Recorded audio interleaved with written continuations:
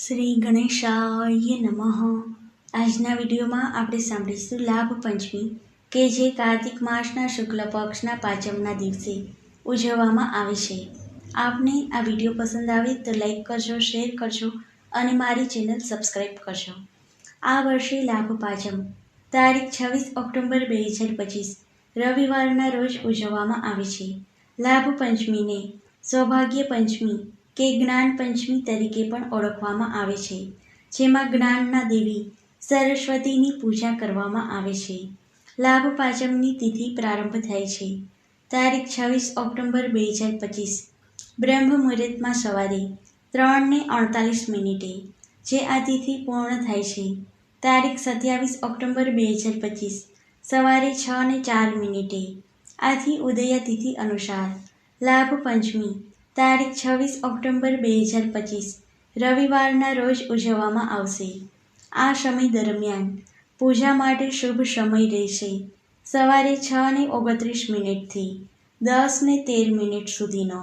આ સમય દરમિયાન પૂજા અને નવા કાર્યનો શુભારંભ કરવો ખૂબ જ ફળદાયી માનવામાં આવે છે. આ દિવસે જરૂરિયાતમંદોને દાન કરવું પણ શુભ માનવામાં આવે છે. આજે આખા દિવસમાં ચોઘડિયા જોયા વગર પણ લાભ પંચમીના દિવસે કોઈ વસ્તુ ખરીદી શકીએ છીએ, નવીન કાર્યનો આરંભ કરી શકીએ છીએ. સોના, ચાંદી, હીરા, મોતી, જમીન, મકાન, દુકાન વગેરેની ખરીદી કરવી શુભ માનવામાં આવે છે. લાભ પંચમીનો તહેવાર દિવાળી પછી 5મા દિવસે આવે છે. આ દિવસે ભગવાન શિવ, ગણેશ અને લક્ષ્મીજીની પૂજા કરવાથી પરિવારમાં સુખ, શાંતિ અને સમૃદ્ધિ આવે છે. વેપાર, નોકરી, ધંધામાં સમૃદ્ધિ અને પ્રગતિ થાય છે. સુખ, સમૃદ્ધિ અને શુભકામનાઓ માટે સૌભાગ્ય પંચમીનું વ્રત રાખવામાં આવે છે. કોઈ નવો વ્યવસાય શરૂ કરવા માટે પણ આ દિવસ શુભ માનવામાં આવે છે. આ દિવસે વેપારીઓ નવા ખાતાવહી શરૂ કરે છે.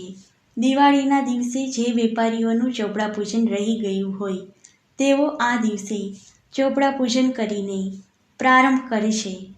તેમાં સૌ પહેલાં કુમકુમથી ડાબી બાજુ શુભ અને જમણી બાજુ લાભ લખવામાં આવે છે. વચ્ચે સ્વસ્તિકનું ચિહ્ન કરવામાં આવે છે. આ દિવસે લક્ષ્મીજી અને ગણેશનું પૂજન કરીને સુખ, સમૃદ્ધિ અને ઐશ્વર્ય માટે પ્રાર્થના કરવામાં આવે છે.